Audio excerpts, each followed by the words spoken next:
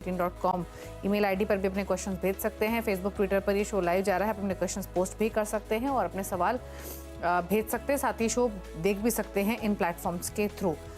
तो ये है तरीका शो में पार्टिसिपेट करने का। और आज आपकी सभी क्वेरीज को आंसर करने के लिए मनी फ्रंट के को फाउंडर सीईओ मोहित गैंग मौजूद हैं। मोहित नमस्कार, स्वागत है आपका। क्वेरीज लेने से पहले बात करेंगे उन यंगस्टर्स के बारे में जो अपनी फाइनेंशियल जर्नी की शुरुआत या तो कर चुके हैं या करने वाले हैं, 20s से 30s के बीच के एज ग्रुप में हैं और जानना चाहते हैं कि सही तरीका फाइनेंशियल प्लानिंग का क्या होना चाहिए अपने फ्यूचर को सिक्योर करने के लिए। तो बताइए उनके लिए क्या खास स्टेप्स रहेंगी या फिर किस तरीके से जो फाइनेंशियल प्लान्स हैं वो ऑप्टिमाइज कर सकते हैं।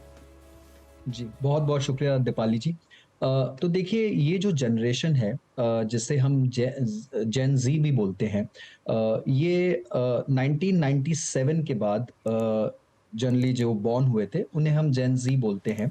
और तकरीबन 20 से 28 साल के बीच की जो उम्र है, जहाँ पर ये लोग अपना पहला जॉब शुरू करते हैं, जहाँ पर अपनी अर्निंग लाइफ की शुरुआत करते हैं, करियर की शुरुआत करते हैं और कुछ आमदनी उन्हें आनी शुरू हो जाती है। तो यहाँ पर अक्सर देखा गया है कि ये जो जनरेशन ये बहुत ही डिजिटली सेवी है। ये लोग ऑनलाइन प्लेटफॉर्म्स पर जाकर डिजिटली अलग अलग चीजें आजमा कर उन्हें बहुत जल्दी जल्दी इस्तेमाल करना चाहते हैं। काफी पेशेंस की कमी होती है यहाँ पर, और ये लोग नए इन्वेस्टमेंट्स, नए एसेट क्लास, नए थीम्स, इनमें काफी रुचि रखते हैं। और काफी बार ये भी देखा गया है कि ये लोग बिटकॉइंस और कुछ ऐसे एसेट्स में भी निवेश करते हैं। इनका काफी ज्यादा रुझान होता है उस तरफ। तो यहाँ पर जो है थोड़ा सा लॉन्ग टर्म निवेश जिसे हम बोलते हैं, लंबी अवधि का निवेश, उसकी हमें कमी दिखती है इस तरह के प्रोफाइल में। तो सबसे पहली बात तो मैं यही कहना चाहूंगा कि अगर आपने अपने करियर की शुरुआत की है और अर्निंग्स की शुरुआत हो चुकी है, तो सबसे पहले एक लंबा प्लान बनाइए किसी अच्छे वित्तीय सलाहकार के साथ बैठकर, जहां पर आपके जितने भी गोल हैं, फाइनेंशियल गोल्स, जीवन के गोल्स, चाहे वो घर खरीदना हो, चाहे वो शादी हो, या फिर रिटायरमेंट के लिए अच्छा वेल्थ क्रिएशन हो, उन सभी को लिखिए। उन सभी के लिए कितनी समय सीमा है उसे लिखिए, और उनके हिसाब से आप अपने पोर्टफोलियो को एक सुचारू रूप से चलाइए। आपको जो रोजाना की ट्रेडिंग करनी है या कुछ अग्रेसिव प्रोफाइल के हिसाब से आपको कुछ रोज खरीद बेच करना है या कुछ करना है, उसके लिए टैक्टिकल पॉट ऑफ मनी को अलग से रखिए। उससे आप अपना जैसे बोलते हैं कि रेगुलर जो आपको कुछ करना है वो कर सकते हैं, पर एक स्ट्रेटेजिक पॉट बनाइए जो कि लंबे अवधि का होगा। यहाँ पर आप सारे तरह के एसेट्स को शामिल करिए, यानी आप सिर्फ इक्विटी में, सिर्फ अग्रेसिव फंड्स में मत जाइए, सिर्फ डायरेक्ट इक्विटी में मत जाइए। आप अपने पोर्टफोलियो में फिक्स्ड इनकम और कमोडिटीज यानी गोल्ड, सिल्वर, इसका भी अच्छे से मिश्रण करिए और अच्छे से डालिए। बिकॉज काफी बार देखा गया है, और इस एज ग्रुप का सबसे बड़ी बात यह है कि इन्होंने अभी तक कोई बहुत बड़ी डाउन साइकिल, बहुत बड़ा इकोनॉमिक रिसेशन देखा नहीं है। कोविड का एक पीरियड देखा है इन लोगों ने, पर फिर भी वो इतना बड़ा, इतना खास पीरियड नहीं था मार्केट के करेक्शन के लिहाज से। तो इन लोगों ने इतना ज्यादा अभी तक मार्केट की साइकिल्स को अनुभव नहीं किया है। तो यहाँ जरूरत है कि वो लोग एक पोर्टफोलियो में एक सेफ एसेट, फिक्स्ड इनकम, इसको भी अच्छी तरह से इनकॉर्पोरेट करें, इमरजेंसी कॉर्पस बनाएं, अपने लिए जो हेल्थ और लाइफ इंश्योरेंस है उसको भी अच्छे से प्लान करें। तो ये सारी चीजें अपने पोर्टफोलियो में इन्हें शामिल करने की जरूरत है, और उसके बाद लंबी अवधि के हिसाब से अच्छा एसेट एलोकेशन करके, यानी large cap, mid cap, small cap, इन सभी क्षेत्रों की, सभी मार्केट कैप्स की, अच्छे सेक्टर्स की का चुनाव करते हुए अच्छी अच्छी कंपनीज का शुमार करें और अच्छे अच्छे फंड्स का अपने पोर्टफोलियो में शुमार करें। तो एक जिसे बोलते हैं कि प्रॉपर डाइवर्सिफाइड पोर्टफोलियो इन्हें लंबी अवधि के लिए बनाने की खास जरूरत है। कुछ खास टिप्स ऐसी जो अवॉइड करनी है मिस्टेक्स इन जेन जी को? देखिए, सबसे बड़ी बात तो ये है कि कभी भी मार्केट के प्रवाह में बह ना जाए। कोई बहुत ज्यादा अग्रेसिव होकर बहुत ज्यादा सेक्टोरल फंड्स ना ले ले। मैंने अक्सर देखा है कि अगर स्मॉल कैप चल रहा है तो बहुत ज्यादा स्मॉल कैप में निवेश जा रहा है। तो आपको एक बैलेंस बनाए रखना है हर चीज का, किसी भी लहर में बहते नहीं जाना है। अगर क्रिप्टो की बात चल रही है चारों तरफ, तो मैंने बहुत देखा है कि आजकल की जो नई जनरेशन है वो बहुत ज्यादा उसमें निवेश करने के लिए उत्सुक रहती है। बहुत सारे प्रश्न आते हैं हमें, और हम बहुत मुश्किल से उन्हें समझा पाते हैं कि अच्छी तरह से रेगुलेटेड नहीं है, इससे बच के रहना चाहिए और इसमें क्या क्या रिस्क हो सकते हैं। तो रिस्क का जो पहलू है, रिटर्न्स के साथ साथ हर एसेट क्लास का, हर निवेश का रिस्क भी समझिए, उसमें कितनी अवधि के लिए निवेश करना है वो समझिए और बहुत जल्दी-जल्दी उसमें चेंज मत करिए, बहुत जल्दी-जल्दी उसमें बदलाव मत करिए।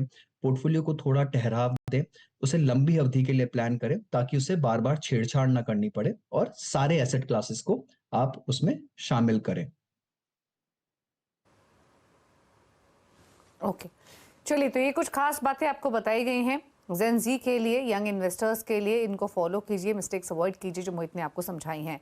लेकिन चलिए अब सवाल जवाब के सिलसिले को शुरू करते हैं। गजेंद्र सिंह वर्धमान मध्य प्रदेश से हमारे साथ कनेक्टेड है। गजेंद्र जी नमस्कार, बताइए क्या सवाल है आपका? जी नमस्कार मैम। मैंने हालांकि इसमें योर मनी में 10 जनवरी को भी कॉल किया था और मेरे को काफ़ी सलाह भी मिली थी, पर मैं उस समय ऐसी सिचुएशन में था कि बहुत सारी बातों को मैं नोट नहीं कर पाया था। याददाश्त के हिसाब से मैंने पोर्टफोलियो को रिव्यू किया था। मेरे पास फिलहाल अभी भी काफ़ी सारे ओके, फंड है। पहले तो करीब 17 थे, अभी 11 है, कुछ कम किए मैंने। तो मेरे पास एसबीआई के 3 है, पीएसयू फंड 2000 की एसआईपी है, ब्लू चिप फंड 2000 की है, कॉन्ट्रा फंड में 6000 की है। 3 तो एसबीआई की है, 3 निप्पॉन की है, India value fund, India okay, Nifty 50 value 20 index fund और निप्पॉन की India power and infra fund. ये है करीब 3000 की। और एचडीएफसी के 2 फंड है, एक index fund S&P BSE Sensex, एक एचडीएफसी का स्मॉल कैप।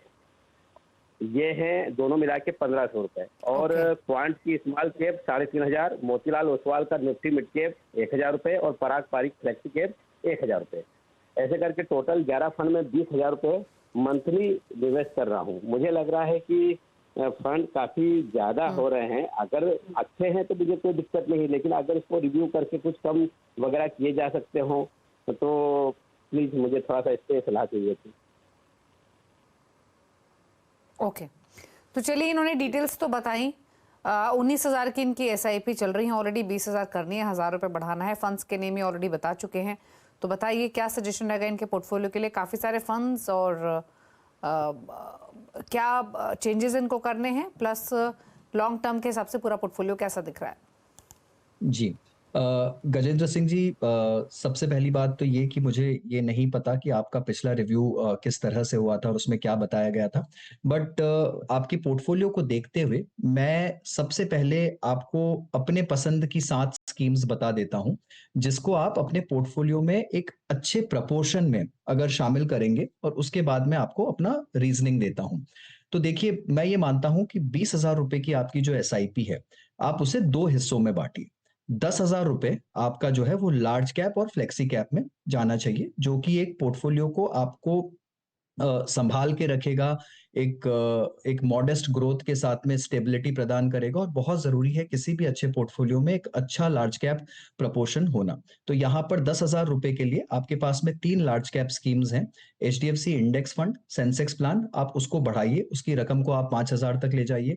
उसके बाद एसबीआई ब्लू चिप फंड, उसे आप 2,000 रुपए पे कायम रखिए और पराग पारिक फ्लेक्सी कैप उसे आप 3,000 रुपए कर दीजिए। तो ये लार्ज प्लस फ्लेक्सी का जो समन्वय है, ये आपके पोर्टफोलियो में 10,000 रुपए हो जाएगा। उसके बाद का जो 10,000 रुपए है, उसे आप मिड और स्मॉल कैप या फिर किसी थीमेटिक फंड में एलोकेट कर सकते हैं। मेरा ये मानना है कि किसी भी पोर्टफोलियो में बहुत ज्यादा थीमेटिक फंड्स की आवश्यकता नहीं होती है। उससे जितना हो सके बचना चाहिए और ये काम किस थीम को चुनाव करना है, किस स्टाइल ऑफ इन्वेस्टिंग, चाहे वो वैल्यू है, ग्रोथ है या फिर किस मार्केट कैप का चुनाव करना है, ये सब काम जो है और किस सेक्टर का चुनाव करना है, ये आप फंड मैनेजर पर छोड़ दीजिए। तो जो अगला 10,000 रुपए है, उसके लिए मेरा सुझाव आपको रहेगा Motilal Oswal Nifty mid cap 150 index fund. काफी अच्छा फंड है ये, आपने इसका चुनाव कर रखा है। देखकर मैं हैरान भी हूं कि आपने एक मिड कैप क्षेत्र के इंडेक्स फंड को अपने पोर्टफोलियो में चुना है, जो बहुत अच्छी चॉइस है। इसे आप 3,500 रुपए कर दीजिए। और निपॉन इंडिया वैल्यू फंड, इसे आप 2,000 रुपए कर दीजिए। तो निपॉन का जो दूसरा आपके पास में एक वैल्यू फंड है, उसे आप इसी में स्विच कर दीजिए और निपॉन इंडिया वैल्यू फंड की रकम को थोड़ा बढ़ा दीजिए। वो 500-500 रुपए की जो आपकी एसआईपी चल रही है, आप उन्हें बंद कर सकते हैं या फिर उन्हें कंसोलिडेट कर सकते हैं। इसके बाद 2 स्मॉल कैप फंड लीजिए, क्वांट स्मॉल कैप और एचडीएफसी स्मॉल कैप। क्वांट में 3,500 रुपए और एचडीएफसी में 1,000 रुपए। तो ये हो गए आपके टोटल 20,000 रुपए। और टोटल नंबर ऑफ स्कीम्स जो आपके पोर्टफोलियो में हो गई है, उसे मैंने कम करके 11 से 7 पे कर दिया है। तो यहाँ पर आपके पास में 10,000 रुपए लार्ज और फ्लेक्सी कैप में, 10,000 रुपए मिड स्मॉल और एक वैल्यू फंड के अंदर में हमने इस पोर्टफोलियो को कंस्ट्रक्ट किया है। तो आप इस पर पूरी तरह से चलिए। मेरी राय सिर्फ इतनी है कि जहाँ छोटे एसआईपीज़ हैं उन्हें कंसोलिडेट करके थोड़ा-सा बड़ा कीजिए, इंडेक्स फंड को बड़ा कीजिए, लार्ज कैप के प्रपोर्शन को स्टेडी रखिए 50% ऑफ पोर्टफोलियो पे, और जितना हो सके सेक्टोरल फंड से बचकर चलिए। ओके, तो चलिए आपके पोर्टफोलियो को लेकर सजेशंस दिए गए हैं, थोड़ा कंसोलिडेट करने की जरूरत है। दीपक है महाराष्ट्र से, आप सवाल पूछने के लिए। दीपक नमस्कार, बताइए क्या सवाल है आपका। हेलो, तो चलिए आपके पोर्टफोलियो को लेकर सजेशंस दिए गए हैं, थोड़ा कंसोलिडेट करने की जरूरत है। दीपक प्लीज टीवी की ऑडियो कम करके अपना सवाल पूछिए, एल्स आप अपना सवाल नहीं पूछ पाएंगे। Hello hello hello, Deepak please अपना सवाल पूछिए। हाँ मोहित सर नमस्ते। हेलो,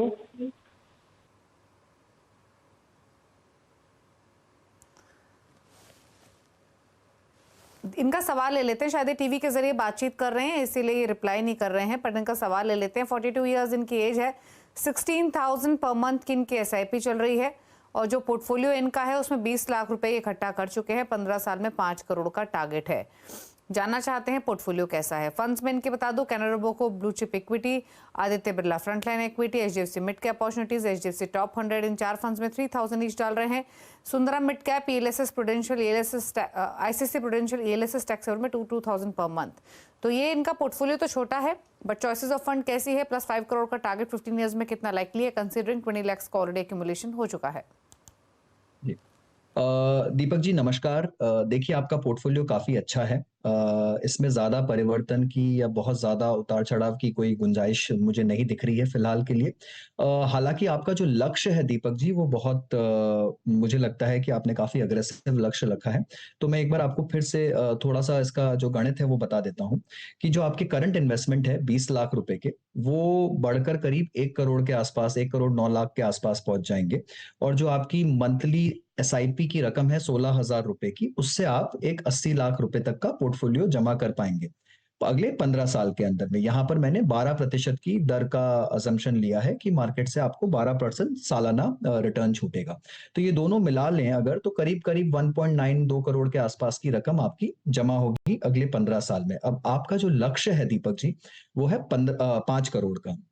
तो 5 करोड़ की जो लक्ष्य है वो थोड़ा सा दूर है आपकी फिलहाल की एसआईपी की राशि को देखते हुए। तो इसके लिए आपको या तो अपनी एसआईपी की राशि को बढ़ाकर 80,000 रुपए करना होगा, और अगर आपको लगता है कि एक बार में इतनी रकम बढ़ाना थोड़ा सा मुश्किल है तो आप उसे ग्रेजुअली भी बढ़ा सकते हैं। आप 45,000 रुपए से अपनी एसआईपी को शुरू करिए और हर साल उसे 10% से इंक्रीमेंट 10% का उसमें कीजिए, बढ़ाते जाइए, तब भी आप अपने लक्ष्य को हासिल कर देंगे। 45,000 रुपए के हिसाब से आपको आपके जो एग्जिस्टिंग स्कीम्स हैं आप उन्हीं के अंदर में चाहें तो अपने अमाउंट जो है एसआईपीज का उनको बढ़ा सकते हैं। अगर आपको कुछ 1-2 फंड अपने पोर्टफोलियो में और ऐड करने हैं तो वहां पर आप एक टाटा स्मॉल कैप फंड का चुनाव कर सकते हैं। अदरवाइज आई थिंक आपके पोर्टफोलियो में स्कीम्स जो हैं वो काफी अच्छी हैं। लार्ज कैप में आपके पास में 3 स्कीम्स हैं already, HDFC top 100, frontline equity और कैनरा रोबेको ब्लू चिप।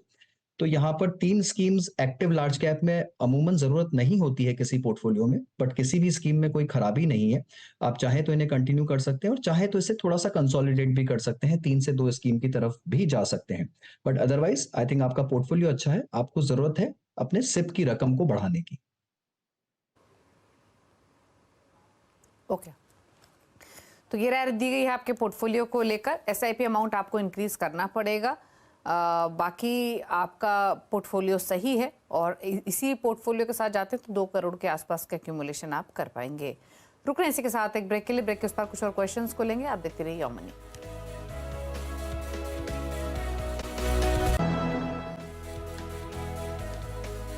आप देख रहे हैं योर मनी। हमारे साथ मोहित गांग मौजूद है आपकी क्वेरीज को आंसर करने के लिए। कुछ और क्वेरीज लेते हैं शो में और अगला सवाल पूछने के लिए जावेद खान सोनीपत से हमारे साथ कनेक्टेड है। जावेद नमस्कार, बताइए क्या सवाल है आपका। हमारे पास ना 4-5 फंड है। फंड का सवाल आपको मैंने सेंड कर रखा है। वो मैं ये जानना चाहता हूँ कैसे क्या फंड है, मतलब मैं 20 साल के लिए रखना चाहता हूँ।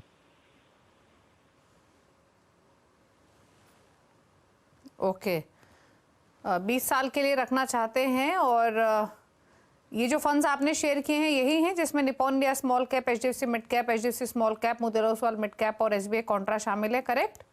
जी जी जी, करेक्ट मैम। ठीक है, पूछ लेते हैं। तो मोहित, अभी शुरुआत की है, छोटी इन्वेस्टमेंट्स के साथ ये शुरुआत कर रहे हैं, लेकिन विजन बड़ा है, 20 ईयर्स में 1 करोड़ का टारगेट। हाल ही में बनाई गई ये पोर्टफोलियो है, लेकिन इन्होंने जैसे क्लियरली मेंशन किया अपने सवाल में कि 10% का स्टेप अप एसआईपी भी ये करेंगे हर साल। तो बताइए कैसा लग रहा है इनका पोर्टफोलियो जो सेलेक्ट किए हैं फंड्स, और क्या सजेशन? जी, जावेद भाई, सबसे पहले तो बहुत बहुत मैं आपको बधाई देना चाहूँगा कि आपने बेटी की पढ़ाई के लिए अभी से प्लानिंग करनी शुरू कर दी है, जो कि एक बहुत ही सही और बहुत ही अच्छा कदम है। तो देखिए, जो एजुकेशन इन्फ्लेशन है, जो महँगाई की दर है पढ़ाई में, वो बहुत ज़्यादा है, और अगर अभी से प्लानिंग नहीं करेंगे तो एक अच्छी एजुकेशन आप सुचारू रूप से नहीं दे पाएँगे अपने बच्चों को। तो 4,000 रुपए की जो रकम आपने शुरू करी है, और उसमें अगर मैं 10% का स्टेप अप भी ले लूँ कि आप हर साल उसे बढ़ाएँगे, तो करीब आपका जो समय अवधि है 20 साल का, उसमें आप 80 लाख रुपए के आसपास की रकम जुटा लेंगे। आपका लक्ष्य कुछ 1 करोड़ का है, तो अगर आप उस रकम को 4,000 से बढ़ाकर 5,000 रुपए कर देंगे जावेद भाई, तो आई थिंक आपका जो लक्ष्य है आप उसे अच्छी तरह से हासिल कर लेंगे। तो ये तो हुई बात आपके लक्ष्य की। जहाँ तक फंड्स का चुनाव है, आपने काफ़ी अग्रेसिव पोर्टफोलियो बनाया है। इसमें मिड स्मॉल कैप फंड्स आपने पूरी तरह से शामिल कर लिए हैं। तो देखिए, क्योंकि समय अवधि लंबी है, इसमें कोई खराबी नहीं है, पर फिर भी मार्केट के साइकिल्स ऐसे होते हैं काफ़ी बार, जहाँ मिड और स्मॉल कैप में बहुत ज़्यादा उतार-चढ़ाव देखने को मिलता है, बहुत ज़्यादा वोलेटिलिटी देखने को मिलती है। और अगर आपका इस क्षेत्र में इतना अनुभव नहीं रहा है, जो कि मैं समझ सकता हूँ कि आपने ये अभी शुरुआत की है, तो मुझे लगता है ये बहुत अग्रेसिव पोर्टफोलियो और मार्केट की एक खराब साइकिल में हो सकता है आपको हताशा देखनी पड़े। तो आप इस पोर्टफोलियो को थोड़ा-सा बैलेंस करिए, इसमें थोड़ा-सा लार्ज कैप शामिल करिए। लार्ज कैप में आप Pru ICICI Nifty 50 index fund को अपने पोर्टफोलियो में शामिल कर सकते हैं। वहाँ पर आप 2,000 रुपए डालिए, और उसके बाद की जो आपकी 3,000 रुपए की रकम है, उसे आप बाकी के ही आपके चारों फंड्स में डिस्ट्रीब्यूट कर दीजिए। वहाँ पर आप मोतीलाल ओसवाल मिड कैप में 1,000 और एचडीएफसी मिड कैप में 500, एचडीएफसी स्मॉल कैप में 1,000 और निप्पॉन स्मॉल कैप में 500। इस तरह से आप बची हुई 3,000 रुपए की रकम को एलोकेट करिए, और 5,000 रुपए का ये आपका एसआईपी का प्लान रहेगा। लार्ज कैप हमेशा रखिए अपने पोर्टफोलियो में, चाहे कैसी भी मार्केट साइकिल हो, आप उसे इग्नोर नहीं कर सकते हैं। तो बस यही राय है, बाकी आप बिल्कुल ठीक रास्ते पे चल रहे हैं, और आपकी जो प्लानिंग है वो बिल्कुल ठीक जाएगी। गोपीराज चेन्नई से हमारे साथ अब कनेक्टेड है, उनका सवाल ले लेते हैं। गोपीराज नमस्कार, बताइए क्या सवाल है आपका? नमस्कार, मेरा HSBC मिड कैप फंड में अबाउट 5 इयर्स चल रहा है एसआईपी इन्वेस्टमेंट, जो स्टेप अप करते हुए अभी right now it is 10,000 per month मैं कर रहा हूँ। तो रिटर्न्स मॉडरेटली आ रहे हैं, तो I am thinking of switching it to another fund. आपके रिकमेंडेशन का जरूरत है, that is one question. And second question, अभी जो कॉर्पस जमा हुआ है इट इज अबाउट 8,70,000 रुपीज, तो मैं पूरा ट्रांसफर करूं तो कैसे उसका जो कंपाउंडिंग चल रहा था कैसे उसको ट्रैक करूं, बिकॉज अभी राइट नाउ जो अमाउंट है that includes my capital plus the return, right? Okay, ठीक है। तो मोहित, आपने सुना इनका क्वेश्चन। 10,000 पर मंथ की इनके एसआईपी पिछले 5 सालों से एचएसबीसी मिड कैप में चल रही है। रिटर्न्स उतने अट्रैक्टिव नहीं है, इसीलिए ये स्विच करना चाहते हैं किसी दूसरे मिड कैप फंड में। लेकिन जैसे इन्होंने क्लियरली कहा, एक तो कौन सा मिड कैप फंड हो सकता है, प्लस कैसे ये अपने कंपाउंडिंग रिटर्न ट्रैक कर सकते हैं, और क्या प्रोसेस रहेगा, क्या सजेशंस? जी, देखिए गोपीराज जी, आपका सवाल जो है वो काफ़ी अच्छा लगा मुझे, एंड उसकी एक बहुत बड़ी वजह है, और मैं दीपाली जी आपके माध्यम से सभी व्यूअर्स को बोलना चाहूँगा कि फंड अच्छा है बुरा है, इसका जो हम मापतौल करते हैं वो किन मापदंडों पे करते हैं वो हमें देखने की ज़रूरत है। देखिए, अगर आप इसे अपने पीयर ग्रुप या बेंचमार्क से कंपेयर कर रहे हैं, तो हाँ, फंड ने ज़रूर 1-2% से अंडर परफॉर्म किया है 1 साल के पीरियड में, 3 साल के पीरियड में, और शायद 5 साल के पीरियड में वो करीब-करीब अपने बेंचमार्क के आसपास रहा है। बट अगर आप स्टैंड अलोन इस फंड की परफॉर्मेंस देखें, तो पिछले 1 साल में एचएसबीसी मिड कैप फंड का परफॉर्मेंस कुछ 42% था। पिछले 3 साल में इसका परफॉर्मेंस जो है वो कुछ 21% एनुअलाइज्ड सीएजीआर है, और पिछले 5 साल में 17.5% एनुअलाइज्ड परफॉर्मेंस है इसका, राइट? अब अगर आप इसे निफ्टी 50 से कंपेयर करते हैं, मान लीजिए आपकी सिप यहाँ नहीं होके किसी बड़े लार्ज कैप फंड में या फ्लेक्सी कैप फंड में होती, तो आप शायद इसका आधा रिटर्न भी हासिल नहीं कर पाते। तो काफी बार हमें ये भी देखना होगा कि चाहे फंड ने अपने बेंचमार्क से थोड़ा सा अंडर परफॉर्म किया है, बहुत ज्यादा नहीं, पर स्टैंड अलोन अगर कोई फंड आपको 42% रिटर्न दे रहा है पिछले 1 साल में और 21-22% रिटर्न दे रहा है पिछले 3 साल में, तो वो फंड खराब नहीं है, उसने आपको बहुत अच्छा रिटर्न दिया है। मार्केट भी बहुत अच्छा रहा है, वो बात सही है, और सभी ने बहुत शानदार रिटर्न बनाए। दूसरे फंड्स ने शायद हो सकता है इससे 2-3% ज्यादा दिया हो, राइट। बट अगर आप अपना मन बना चुके हैं कि आपको इसे चेंज करना ही है, तो देखिए 2 फंड मिड कैप में मुझे अच्छे लगते हैं। अगर आप एक्टिव में ही जाना चाहते हैं तो आप मिराय मिड कैप फंड का चुनाव कर सकते हैं, बट मुझे पैसिव और factor based mid cap funds भी काफी अच्छे लगते हैं। तो फैक्टर बेस्ड में मुझे DSP mid cap 150 quality 50 index fund, और पूरा पैसिव अगर आपको लेना है तो Motilal Oswal Nifty 150 mid cap 150 index fund. Depend करता है आपको किस तरह से अपने पोर्टफोलियो को शेप देना है। मुझे लगता है हमेशा एक्टिव और पैसिव का मिक्स रखेंगे तो पोर्टफोलियो बहुत शानदार तरीके से चलता है। तो आप दोनों को अपने पोर्टफोलियो में शामिल कर सकते हैं। रही बात कंप्यूटेशन की, तो देखिए कंप्यूटेशन जो है, आप जैसे ही पिछले फंड को रिडीम कर नए फंड में डालेंगे तो नए फंड की शुरुआत वहां से हो जाएगी। बट अगर आपको अपने निवेश पर शुरू से लेकर पिछले 5 साल से लेकर अगले 5 साल तक का अगर आपको प्रदर्शन निकालना है कि कितना आईआरआर रहा है, तो आपको उसके लिए सिर्फ कैश फ्लो मैप करने की जरूरत है। आप डेट डालिए, आपने कब कितना इन्वेस्टमेंट डाला, कब कितना इन्वेस्टमेंट निकाला, आप उसका एक कैश फ्लो बनाइए एक्सेल पे, और अगर आप उसका आईआरआर फॉर्मूला, एक्स आईआरआर या आईआरआर का फॉर्मूला अगर आप एक्सेल पे डालेंगे तो आपको अपने निवेश का रिटर्न पूरा मिल जाएगा। इसमें ये फर्क नहीं पड़ता कि आपने उसको एचएसबीसी से चेंज कर किसी दूसरे फंड में डाला, फंड का नाम चाहे कुछ भी हो जाए, आप सिर्फ अपने कैश फ्लोज यानी आपके जेब से कितना पैसा गया और वापस कितना पैसा आया, उसका अगर आप पूरी एक सूची बना के डालेंगे तो आप ये रिटर्न अच्छी तरह से कंप्यूट कर पाएंगे।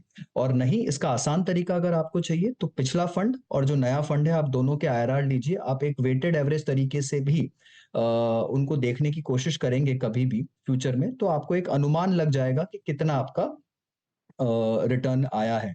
और अगर आप किसी एडवाइजर या सलाहकार की सहायता लेते हैं तो वो जरूरी अपने सॉफ्टवेयर से आपको एक कंसोलिडेटेड आईआरआर निकाल के, या एनुअलाइज रिटर्न जिसे हम बोलते हैं, वो निकाल के आपको दिखा पाएंगे। ओके, चलिए, तो ये रहा आपके पोर्टफोलियो को लेकर सजेशन इन डिटेल, कैसे आपको पूरा प्रोसेस आगे बढ़ाना है।